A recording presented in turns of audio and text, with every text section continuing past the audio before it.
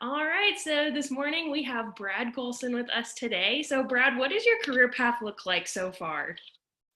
Sure, Kelly. The career path that I've been on since graduation really has just taken many unexpected turns. I came out of LSU and didn't really know where exactly I wanted to go. Through mentors at LSU, actually, I was connected with folks up in DC. And I moved up there 3 weeks after graduation and joined the team of a nonprofit. We were doing a series of research projects, which then evolved into more consulting gigs with federal government agencies in DC. After a couple years of doing that, I was recruited over to the Department of Homeland Security. You never know, when you're working on projects where you're going to meet someone, you're going to introduce to someone, they like the work you do, and then 6 months later they call you up and say, "Hey, I'm the new chief of staff for someone at Homeland. Will you come work for me?" And so I spent close to 5 years at the headquarters of the Department of Homeland Security. From there, moved over to another federal agency, and in total spent just shy of 10 years in the government. As a Fed in DC, working both in policy and implementation. And then now I work for a consulting firm. And so now it's going back into federal agencies with a different hat on to help them solve problems. And so no, definitely no linear path here. It was really all based on work that I was doing, people I met. I don't know if the Career Center would be 100% behind me when I say this, but it was never just me throwing my resume out there randomly at job boards. I have gotten every position that I've gotten because of someone I met through a previous job or through an organization in the community I'm a part of. And it was getting to know folks, letting them know the work that I'm capable of doing, showing and proving that to them, and them calling up saying, "Hey, will you come work for me?" Yeah, that's awesome. How would you say your HSS degree specifically prepared you for the workforce? Kind of that transition from college to career. You've worked in lots of different cool roles. So, what types of skills or qualities do you think your HSS degree prepared you for that next step? Sure. My focus was in both psychology and communications, with a little bit of business thrown in there. But I think back, there are components of my psychology studies that I think gave me an awareness of the human element of work, that I can be a technical expert in a million things. But if I don't have that ability to understand myself and have that EQ to put myself in a work and professional environment, one that's comfortable for me because I know it, or putting me in a new office space, in a new firm, in a new type of organization, and to be able to adapt because I'm self-aware, but also I can sense that in other people. It's that personal interaction that I got, and I remember so fondly from many of my psych classes, understanding how I think and how others think, and what motivates other people. I think back on my IO psychology classes and human interaction, and so much of that, particularly now as a consultant, that's what has allowed me to be successful, is my ability to work with other people, different types of people, understanding what motivating, how to deal with frustration.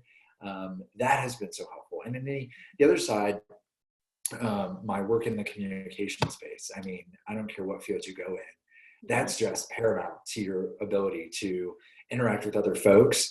And particularly when I think that was harnessed when I was at Homeland Security. I was put in a role where I was an advisor and an assistant to executives in the department.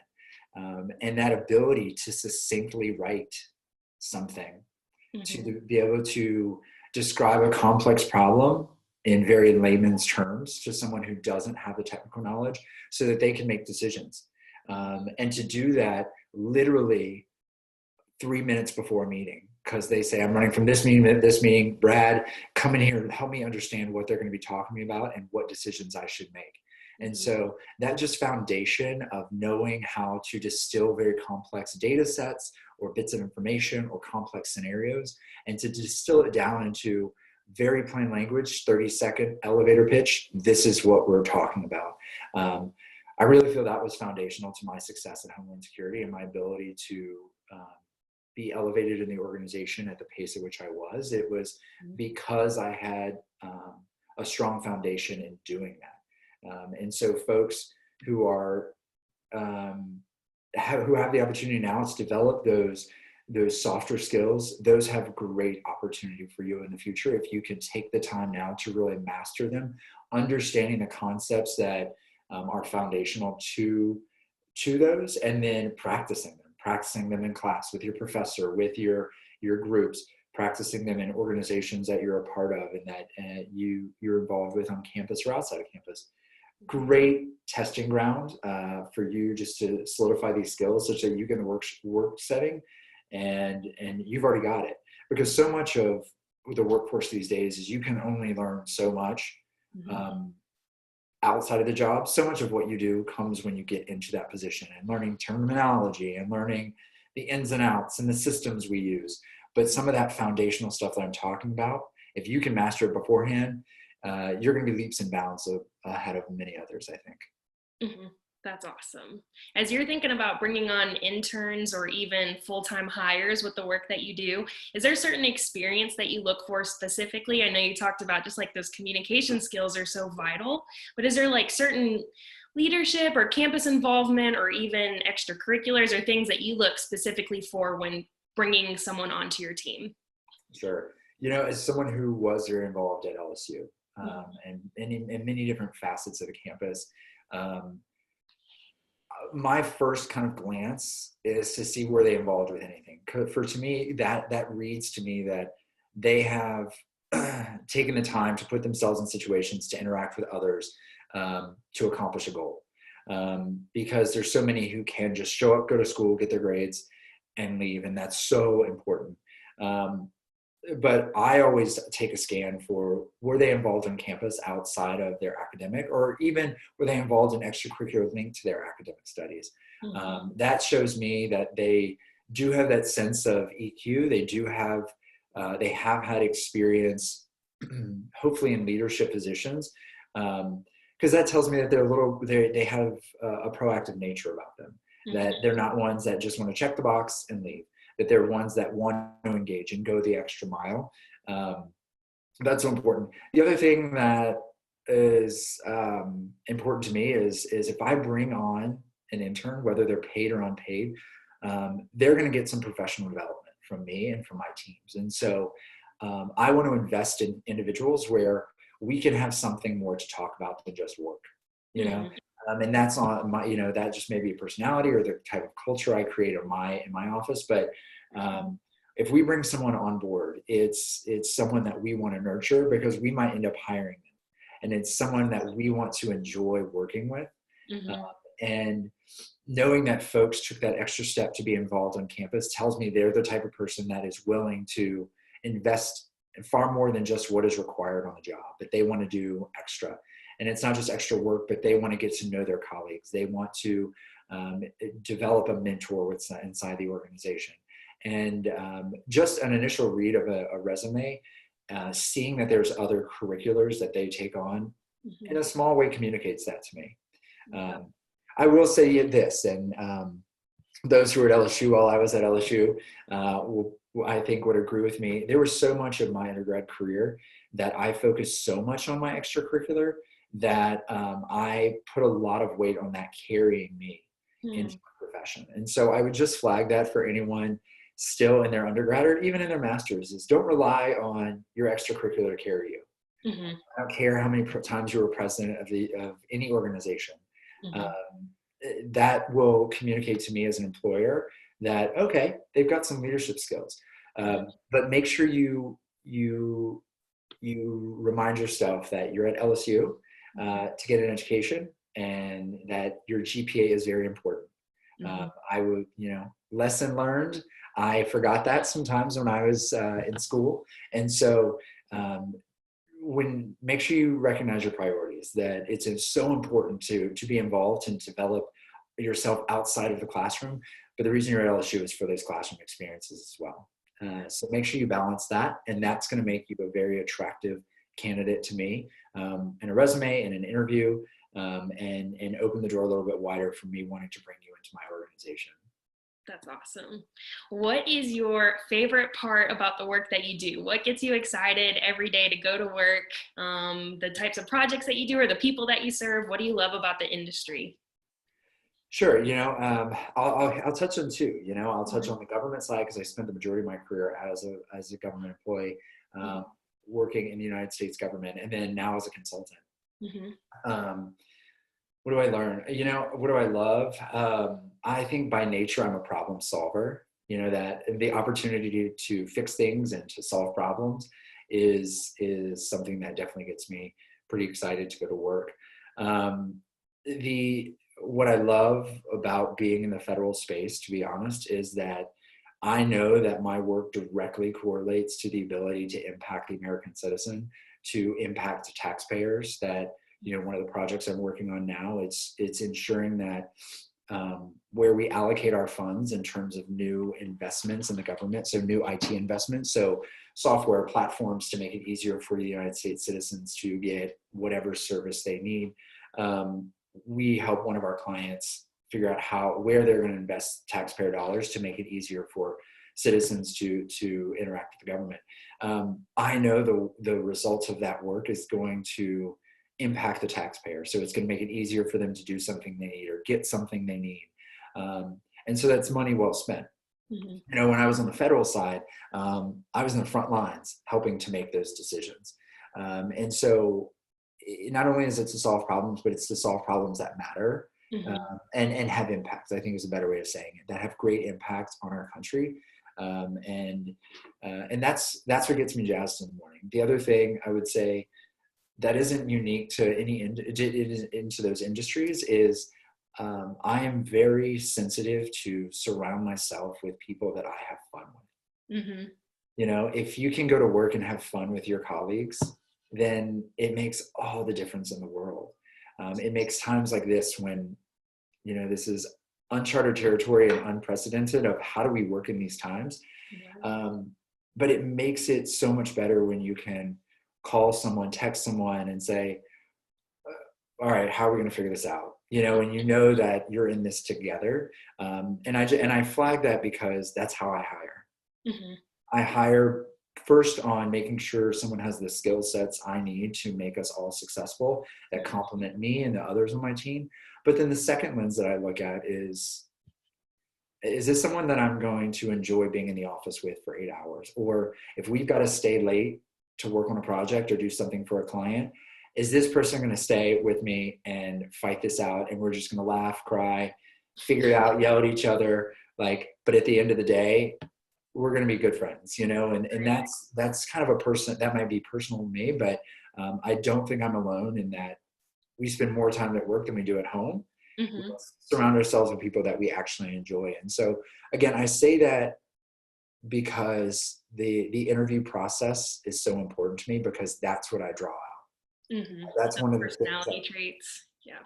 showing me in an interview. Sure, interviews are nerve-wracking, but as much as you can do whatever you need to do to show your personality Mhm. and be human in an interview, to me is so very important. Yeah. So true. And so you mentioned that, during these times, your team has had to be very adaptable and you're trying to communicate in new ways than ever before. So, how have you all dealt with this situation? Obviously, this is something we haven't dealt with previously. So, what does that look like for you personally, but even on a larger scale with your whole team? Yeah, in consulting, fortunately, all of our clients have decided to go remote, and Okay. so everyone is ensured to have the technology to work remote. And so, it's a different dynamic. It's, which I wish it would have been cool to have this type of technology and it be so widely adopted when I was an undergrad because we didn't communicate like this. And I feel that those coming out of school right now are going to be much more accustomed to working in this fashion, you know, over a camera and getting the job done. It's the other thing that I would say is that it has changed the way we work. It's forced us to use technologies such as this. It has also tested a lot of folks in their ability to work outside of the office.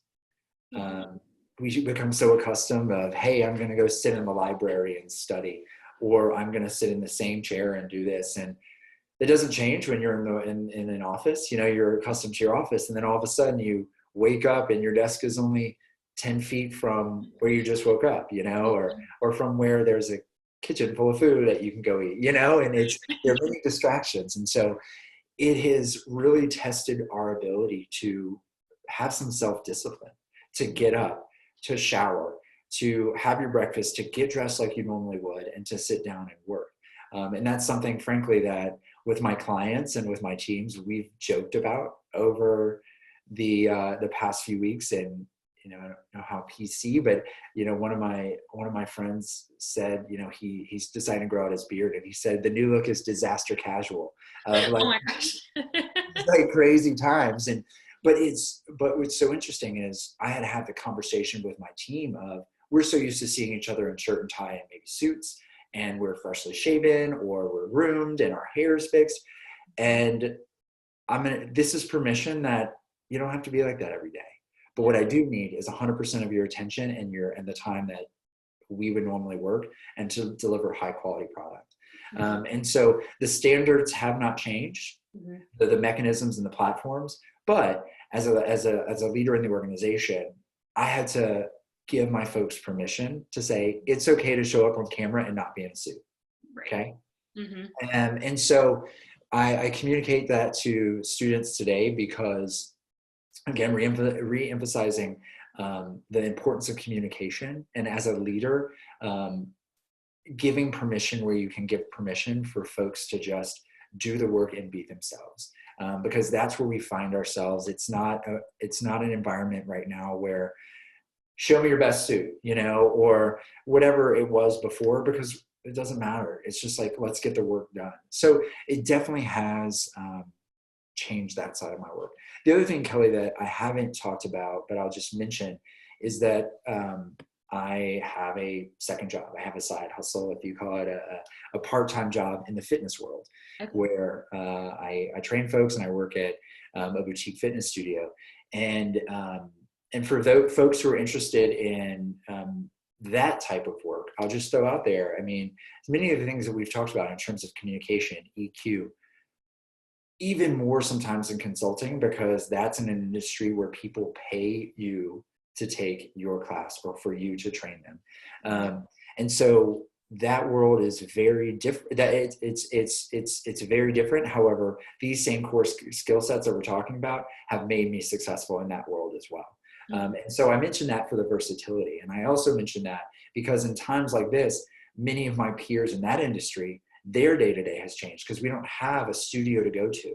We don't have many of the resources that we have. And so these times have challenged many of my colleagues in that world to start thinking a bit more creatively, you know, about how can I sell that people should pay me over Venmo to take my online class when we're not in the gym with the weights and the equipment we used to have. And so these times are interesting and have tested many folks on thinking creatively about how to continue to do the job we do, but just in a very different way. And so for students, I'm going to challenge you, when you hit those obstacles where technology goes down or you can't show up to a classroom, like, how are you thinking creatively to problem solve? You know the job that needs to get done, figure it out, like make it happen. Because sometimes I can remember back in undergrad, there was this excuse and that excuse. And I'll tell you, in the working world, it's a little different.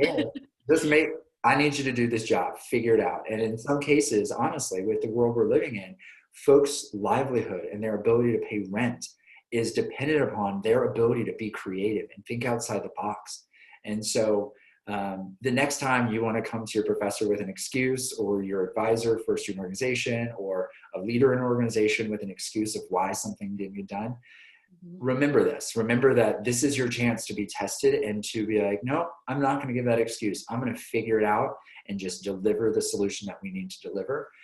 Because that's going to allow you to practice this, because when you get in the working world and the world throws you a curveball, if you're able to maintain your productivity and still deliver to your clients, to your boss, to your organization, you're going to be seen as an even stronger leader. And so we're all being tested right now. So the next time you want to throw out an excuse of why you can't do something, I want you to remember that.